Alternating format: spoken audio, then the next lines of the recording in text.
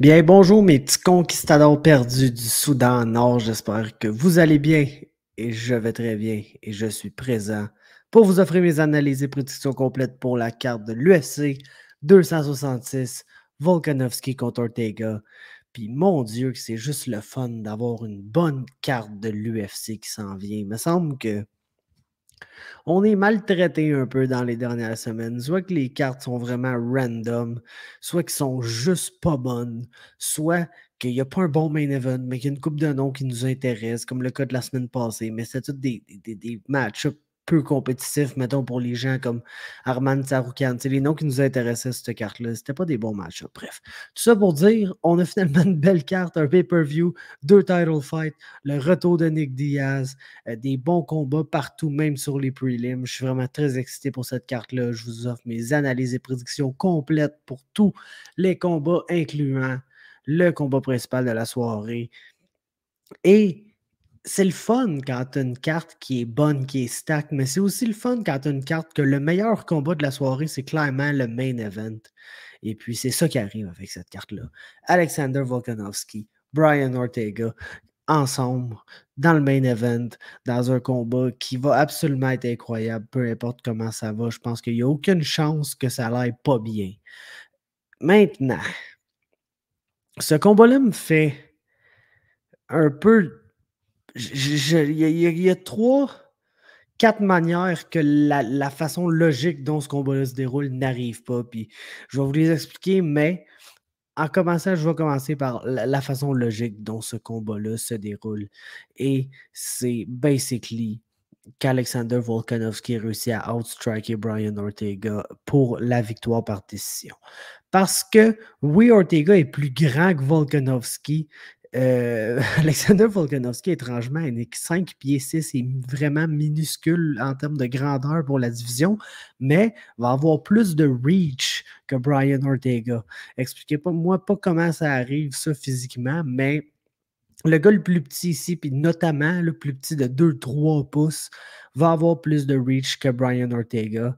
Puis, tu sais, Alexander Volkanovski est un incroyable distance striker, malgré le fait qu'il est petit, parce qu'il contrôle tellement bien le range d'un, parce que, on va établir ça dès le départ, ce gars-là est un athlète absolument extraordinaire. Là, ça ne me dérange pas ce qu'il dit cette semaine. Là. Il dit « Ah non, moi je ne suis pas athlétique, je fais juste travailler très fort. » Le gars champion du monde en UFC, joueur professionnel de rugby, donc un professionnel de haut niveau dans 2 sports différents. Big arrête, là, t'es un athlète absolument incroyable, puis c'est grâce à ça un peu qu'il est capable d'être un si bon distance striker. Ça, puis son intelligence, son fight IQ, c'est vraiment 2 grandes qualités qu'il a qui vont lui conférer l'avantage dans ce combat-là, assurément, parce que Brian Ortega, oui, a été complètement modifié, un combattant nouveau face à Korean Zombie, où il a réussi à le faire venir vers lui puis à le sniper. Là. Il est vraiment devenu un sniper qui... Ben pas devenu, parce qu'on le voyait dans ses derniers combats, hein, sauf contre Max Holloway, que ça a vraiment pas bien été, mais je pense juste que Max Holloway a un style match-up un peu dégueulasse pour lui. Puis, je pense que pas que Volkanovski va devenir Max Holloway, mais Alexander Volkanovski est un combattant qui, quand il avance, quand il décide de step dans la pocket puis de rentrer, rentre avec des combinaisons. Puis des combinaisons main-pied, des combinaisons à la tête et au corps, des combinaisons à la tête et à la jambe. Tu sais, varie très bien ses niveaux, varie ses attaques, varie ses entrées. Souvent, va juste rentrer dans la... et juste, tu sais, on the edge of the pocket, puis va juste switcher de stance, ce qui fait qu'il, vu qu'il met son pied en avant, son pied en arrière, vu qu'il l'amène en avant, va juste rentrer dans la pocket en tant que gaucher, lancer une combinaison, ressortir. Le gars est vraiment créatif et est un très, très bon striker fondamental qui, tu sais, Brian Ortega, est un peu plus le sniper, est un peu plus le gars qui va essayer le spinning elbow, le gros head kick. Le gars lance des step knees à côté. C'est probablement ce qui fait le mieux, en fait, ses genoux et ses uppercuts. C'est de loin les 2 meilleurs atouts de Brian Ortega. Puis ça ne me surprendrait pas qu'Alexander Volkanovski, une fois de temps en temps, se sac la face direct dedans. L'affaire, Oui, c'est qu'on l'a vu manger des très, très bons coups contre Max Holloway. Le gars est tough comme personne dans la division. Je pense que c'est un des combattants les plus durables. Donc, je vois pas Ortega être capable de mettre assez de volume sur Alex Volkanovski pour réussir à gagner ce combat-là. Maintenant, les choses qui peuvent arriver qui fait que ça se passera pas comme c'est supposé de se passer, le numéro un, c'est, comme je l'ai mentionné, les knees et puis les uppercuts de Brian Ortega, qui sont dévastateurs, qui est la manière dont il a fait mal à Frankie Edgar, il a fait mal à Korean Zombie, il a fait mal à pas mal tout le monde contre qui il s'est battu avec ces techniques particulières-là.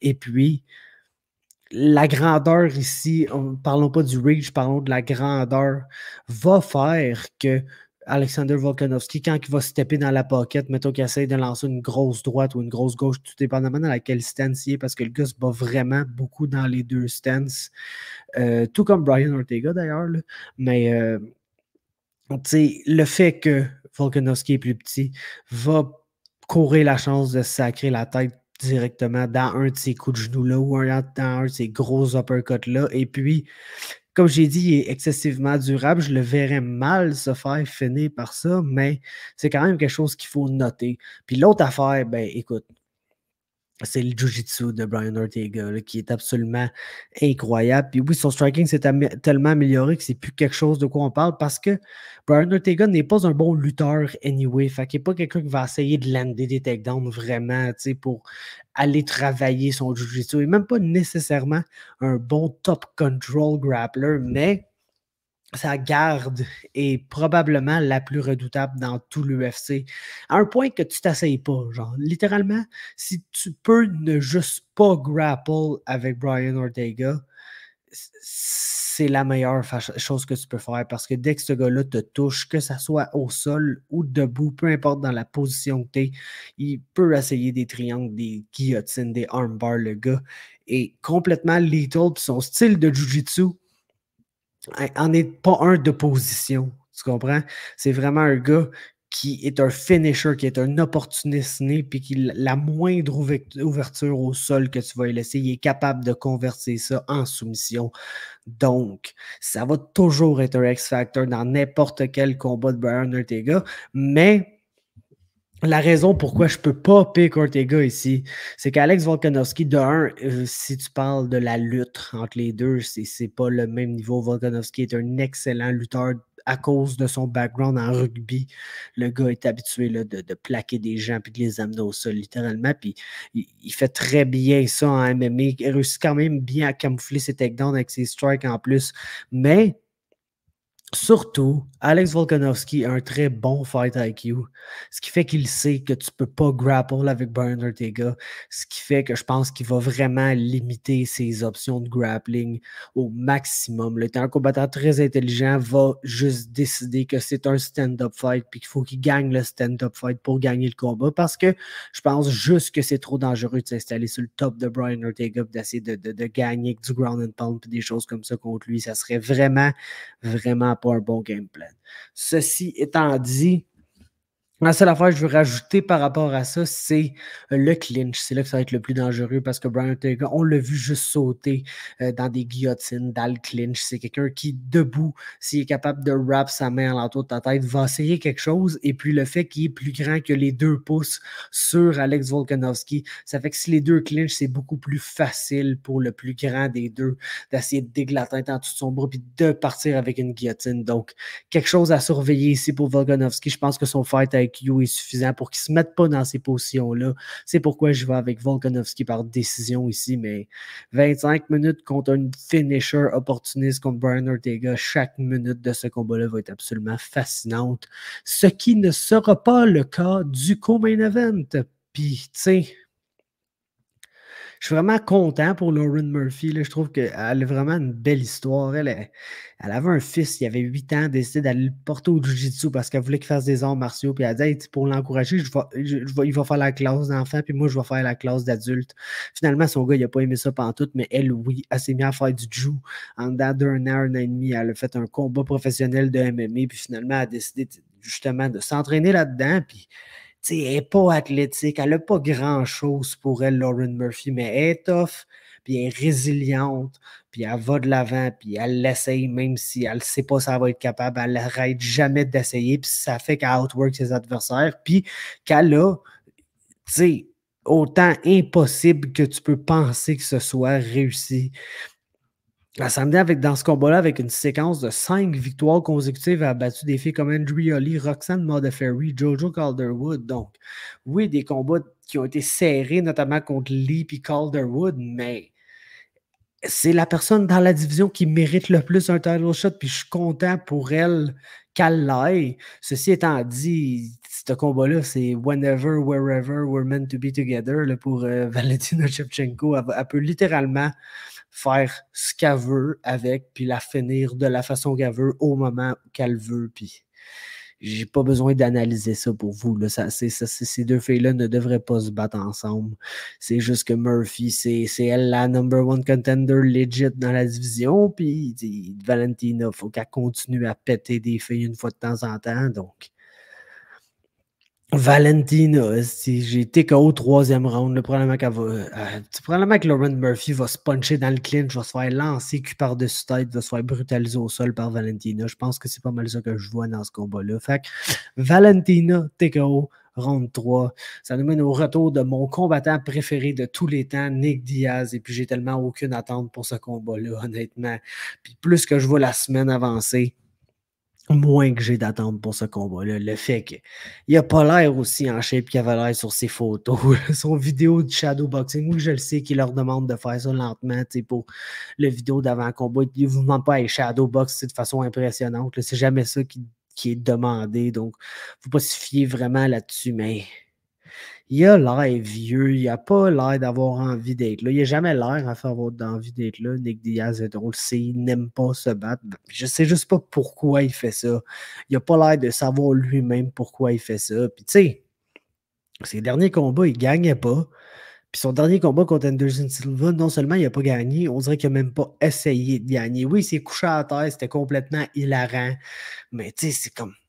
C'est rendu ça, tu sais, les frères Diaz. Là, je peux pas arriver dans ce combat-là et dire oui, j'ai beaucoup d'espoir pour mon combattant préféré ever, Nick Diaz, quand je sais très bien que c'est le fantôme de Nick Diaz qui va se pointer dans ce cage-là. Il va faire des mean mugs, des fuck you, il va saigner de partout, puis il va probablement perdre une décision de 5 rounds contre Robbie Lawler. Fait que c'est rien que ça que j'ai à dire là-dessus. Ça nous mène un bon combat d'heavyweight sur la main card, Curtis Blaydes, Jairzinho Rozenstruik, et puis tu sais, ça c'est genre le repeat du match-up contre Derrick Lewis. Puis honnêtement, autant j'ai vu Lewis knocker Curtis Blaydes bien fret, autant que, tu sais, c'est fucké ce que je m'en vais dire, parce que Jairzinho Rozenstruik est tellement un meilleur striker que Derrick Lewis, je pense que tu peux même pas comparer les deux parce que Rozenstruik, c'était un kickboxer avant pour Glory, je pense. Je suis pas sûr, mais je pense. Il était bon. C'est un bon kickboxer, puis on le voit, sa technique est clean. Il est juste tellement lent, genre pour se mettre dans son combat. Pas quand il lance, il est pas si lent que ça, mais il est long à se mettre dans son combat, puis il lance pas de strike. Il en lance pas assez. C'est un counter-striker dédié, comme il s'en fait pas, puis il va pas lead, il va juste attendre la chance de lancer la strike parfaite, puis si tu lui donnes jamais, comme Cyril Gane, ben, il la lancera jamais. Donc, on dirait que Derrick Lewis, le fait qu'il soit moins technique, qu'il soit un peu plus brouillon, ça surprend ses adversaires. Puis, tu sais, Blaydes restait à range puis outboxait facilement Derrick Lewis jusqu'au moment où il a dit ben là, moi, je suis un lutteur, Curtis Blaydes. Chris, je suis un lutteur, il faut shoot pour un takedown. Puis, j'ai l'impression que Lewis s'y attendait rien que ça pour le tuer avec un uppercut. Puis, dès qu'il a shoot, il l'a tué avec un uppercut. Puis, c'est arrivé, mais est-ce que je peux me dire, même si le match-up est 100% identique, tu vas avoir Blaydes qui va sûrement être at range, outboxer Rozenstruik. Rozenstruik va attendre l'occasion parfaite. Puis, Blaydes va probablement monnaie donnée, mais Curtis Blaydes, à part s'être fait finir par Derrick Lewis puis par Francis Ngannou, Il s'est pas fait finir par personne d'autre. Il n'a jamais perdu contre personne d'autre. Puis est-ce que je peux dire, toi, tu t'es fait knocker par Lewis et Ngannou, donc t'es pas tough? Non, tous les autres qu'il a affrontés, il a mangé leur shot. Puis j'ai tendance à penser que ça va être la même affaire qui va arriver ici. Puis il va emmener Rosenstrike au sol, puis il va y péter à la gueule, puis il va peut-être y passer un TKO parce qu'il est dévastateur au sol. J'ai par décision, personnellement, mais Curtis Blaze va gagner ce combat-là, selon moi. Ensuite, Jessica Andrade, Cynthia Calvillo, un genre de combat où je pense que le pic logique, c'est Andrade, puis je vais vous expliquer pourquoi, puis après, je vais vous expliquer pourquoi je doute mon propre pic. Le pic logique, c'est Andrade parce que c'est un truck qui va foncer vers Cynthia Calvillo, qui, pour une raison ou une autre, est une excellente grappler, mais qui n'est peut-être pas, comme dans plusieurs cas, nécessairement capable de souvent amener le combat au sol ou être à son meilleur, ce qui fait que c'est une boxeuse qui lance très peu de volume, puis qui aime donc justement reculer, puis circle, puis se promener, puis juste très bien paraître, avoir du beau mouvement, avoir plein de belles choses, mais juste pas lancer assez de volume en arrière de ça pour rendre sa game fonctionnelle. C'est une combattante excessivement frustrante à voir parce que quand elle lance, c'est beau, c'est clean. Tout ce qu'elle fait est bonne, elle est athlétique, elle est explosive, elle a quand même un genre de sneaky power, mais elle est tellement du genre à se laisser back-up et à pas lancer autant de strikes que son adversaire. Puis quand elle lance, c'est beau puis ça marche, mais elle lance juste pas assez pour que ça marche assez longtemps pour qu'elle gagne. Puis Jessica Andrade, c'est ça qu'elle fait, être un truck puis lancer du volume en avançant. Fait que pour cette raison-là, le pic logique, c'est 100% Jessica Andrade. Puis là, pourquoi j'en doute? C'est parce que Cynthia Calvillo, comme j'ai dit, est une incroyable grappler en termes de jiu-jitsu, mais qui n'a peut-être pas vraiment la lutte pour amener le combat là. Puis je me demande juste si Jessica Andrade est capable de résister et d'amener le combat là, parce que Jessica Andrade crash dans ses adversaires, puis elle finit toujours dans le clinch, puis elle l'aime donc là, son takedown, qu'elle lève son adversaire, passe pour un avec. C'est celui qu'elle a slamé Rose avec, parce que Rose a pris le Kimura, là. C'est son takedown fétiche. Elle passe à tout le monde, puis j'ai comme peur un peu en dedans de moi que Jessica Andrade fasse juste gagner le combat debout, puis l'ender le paquet de takedown pour ainsi s'amener dans un combat où elle se fait out-grapple par Cynthia Calvillo parce que c'est elle-même qui initie les amener au sol. Donc, je vais quand même pick Andrade. Je pense que c'est le pick logique. Mais, petit doute. J'ai des petits doutes. Ensuite, on tombe sur les prelims et on a Marlon Moraes, Merab de Valeshvili. Et puis, tu sais, v'là 1 an et demi, 2 ans, j'aurais eu tellement plus de misère avec ce combat-là. Mais Marlon Moraes est un bon striker et technique. Lui aussi est un sniper qui va pas nécessairement lancer le plus gros volume, mais le gars, à chaque fois qu'il lance, il met tellement tout dans ses strikes qu'il n'est pas capable de maintenir son propre pace, qui est même pas un pace rapide. Puis on le voit au milieu du premier round. Ça commence à être plus milieu du deuxième round, c'est-à-dire ça commence à être plus difficile pour lui au niveau du cardio, il ralentit, puis on dirait que ça commence de plus en plus vieilli, ça commence à lui rentrer dans la tête, puis ça lui rentre dans la tête avant même qu'il se fatigue vraiment.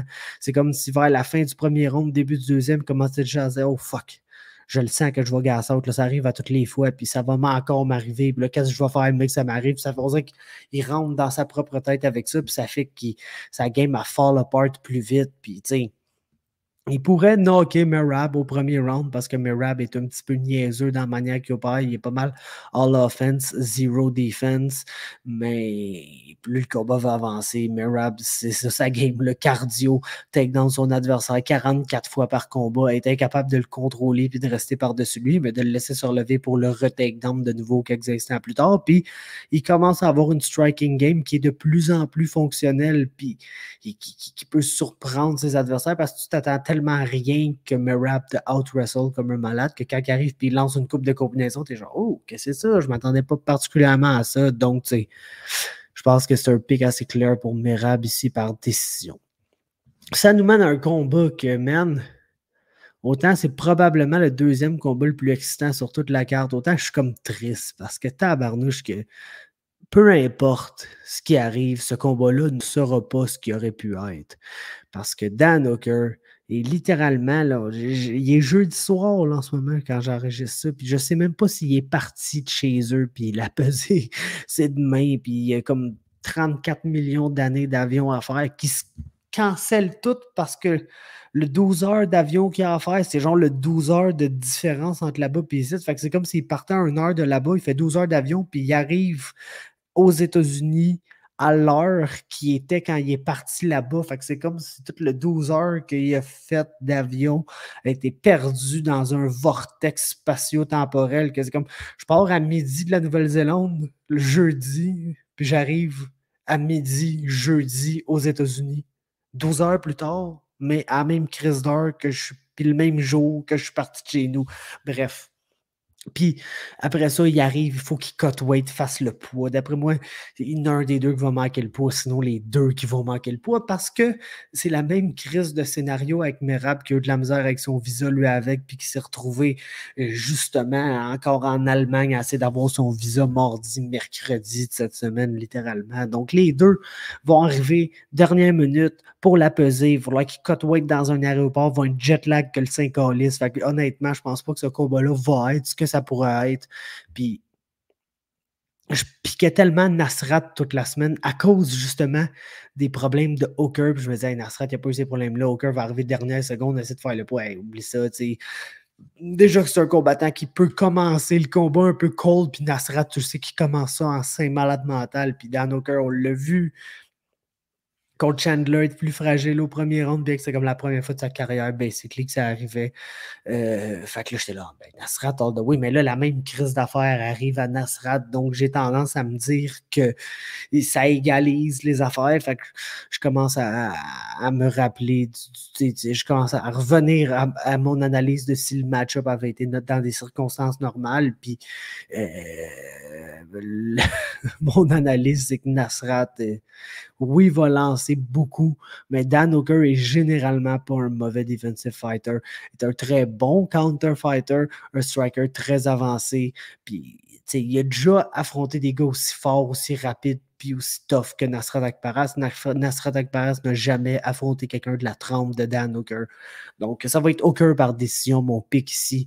Et ça nous mène encore sur les prelims, un combat d'heavyweight, un ranké, Shamil Abdurakhimov pour la première fois depuis 2500 ans. Ce gars-là, il fallait qu'il se batte contre Cyril Gane, puis il s'est jamais battu contre Cyril Gane, puis il s'est pas rebattu depuis, puis Cyril est rendu champion par intérim de la division. Fait qu'imagine comment ça fait longtemps qu'il s'est pas battu le chum Shamil, puis il affronte Chris Duckhouse, que man, je pense que j'ai pas le choix d'embarquer dans le genre de hype train Chris Duckhouse pour l'instant, parce que oui, il est clairement trop petit pour la division. C'est un gars qui pèse genre 230 livres à peu près, puis même pas sa diète, tu comprends? Fait que c'est absolument un 205 livres, il n'y a aucun doute là-dessus, mais il est très bon avec sa boxe. Ses mains sont rapides, puis ça surprend des gros heavyweights lents comme Shamil Abdurakhimov.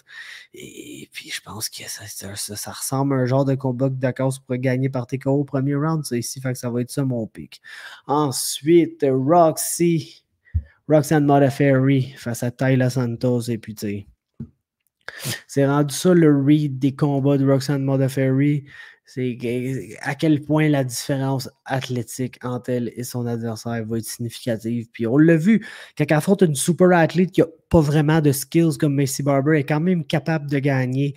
Mais Tayla Santos, ses skills ne sont pas super excitants parce qu'elle veut rester à distance, kicker très fort, pratiquer sa game de distance Muay Thai, puis si tu t'approches trop proche, elle va te take down, puis elle a vraiment un smothering top control, pas très actif, là, comme on a vu contre Julian Robertson, puis ça rend pas ça super le fun, mais ça fait que quand tu es contre des bonnes grapplers en dessous, comme Roxy, comme Julian Robertson, le fait que tu fais pas grand-chose puis que tu restes bien sécure, ça enlève beaucoup de chances que tu te fasses soumettre, puis ça enlève beaucoup de chances que ton adversaire paraisse bien en dessous de toi. Puis c'est comme ça que Tayla Santos va arracher des runs à ses adversaires, puis je pense que c'est probablement ça qu'elle va faire avec Roxy. Et je mets une petite astérix ici parce qu'on ne le sait jamais comment ça va finir un combat de Roxy au sol. Tant qu'on ne l'a pas vu grapple avec l'autre, on ne le saura pas. C'est quoi la dynamique du grappling? Parce que même si tout le monde est un meilleur athlète, tout le monde est plus fort physiquement, tout le monde est plus explosif qu'elle, la fille est tellement expérimentée et une bonne grappler qu'elle a réussi à out-grapple la majorité de ces gens-là. Mais je pense que le stand-up à distance, combiné avec les takedowns puis du bon grappling positionnel qui ne prend pas de risque, ça va être assez pour que Santos gagne ce combat-là. Ensuite, Uros Medic, Jalen Turner. Intéressant parce que comme le preview de Bloody Elbow disait, c'est la première fois que ces deux gars-là vont affronter des gars aussi grands qu'eux. Tu sais, ces deux grands lightweight faits sur le long qui sont pas mal des snipers at range puis qui essayent de... Oui, ils lancent des combinaisons, mais qui vont essayer de trouver la shot parfaite dans cette combinaison-là. Ou juste at range, essayer de te sniper avec une longue main gauche ou avec quelque chose comme ça. Et puis, ça va juste être intéressant de voir comment l'un va réagir face à l'autre, qui va être celui qui va être le plus capable de gérer à distance. C'est sûr que Turner va avoir 5-6 pouces de reach là, sur Medic. Le gars est juste tellement grand pour lightweight puis tellement long. Mais Medic est un gars assez agressif, puis on a vu Turner avoir de la misère contre les gars les plus agressifs qu'il a affronté, genre Frivola, genre Vicente Luque qui a fait assez mal. Puis, tu sais, autant j'ai jamais vu Medic affronter un gars comme Jalen Turner, autant j'ai vu Turner perdre un peu par knockout contre des gars qui ont le style un peu semblable à Medic, même s'ils n'ont pas la grandeur et le reach que Medic peut avoir. Donc, pour cette raison-là, je vais avoir Uros Medic TKO, deuxième round, et puis ça nous mène à Cody Brundage, Nick Maximov. On va très rapidement là-dessus. J'ai Cody Brundage par TKO, deuxième round. Nick Maximov, c'est un gars de Nick Diaz Academy. Je pense qu'il est juste là à cause de Nick Diaz. Shout-out à lui, shout-out au fait qu'il a réussi à comme un peu parler sa relation avec Nick dans un contrat UFC. C'est un grappler. Il s'est déjà battu à heavyweight. Je sais pas pourquoi, parce qu'il est pas si gros que ça. Puis, man, c'est pas... J'ai pas grand chose à dire sur sa game, honnêtement. J'ai pas grand chose à dire sur lui. J'ai regardé ses combats. Il n'y a rien de spécial qui ressort de là. Puis Brundage, il est capable d'amener quelqu'un au sol, puis de donner des bons ground and pound, puis de travailler vers une soumission. Fait que, au moins, il y a quelque chose dans le game de Cody Brundage qui me dit ouais, il sait où il s'en va un peu plus qu'un Maximov qui. Ce gars-là, c'est un grappler, mais des fois, essaie même pas d'initier nécessairement le grappling ou essaie de l'initier de façon tellement évidente qu'il n'y a aucune chance que ses takedowns le passent. Bref, en tout cas, pas très impressionné par le chum Maximov. C'est pour ça que j'ai Cody Brundage TKO deuxième round dans ce combat-là. Puis l'autre combat, c'est encore pire. Matthew Semelsberger, Martin Sano. Écoute, Martin Sano, quand tu parles de parler ta relation avec Nick Diaz dans un combat de l'UFC, le gars a une fiche de 4 victoires, 2 défaites, 1 combat nul.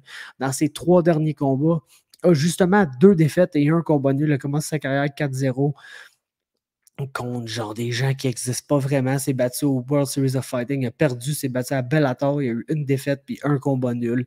Son dernier combat, c'était en 2017. Fait comme un gars qui est sur une séquence de 2 défaites et 1 combat nul, qui ne s'est pas battu depuis 2017, se retrouve avec un fight à l'UFC contre Matthew Semelsberger. Ben, c'est parce qu'il connaît Nick Diaz, puis il va se faire un knock au premier round. C'est ça que j'ai à dire. Matthew Semelsberger, TKO, round 1. Et ça nous mène à Jonathan Pierce, Omar Morales.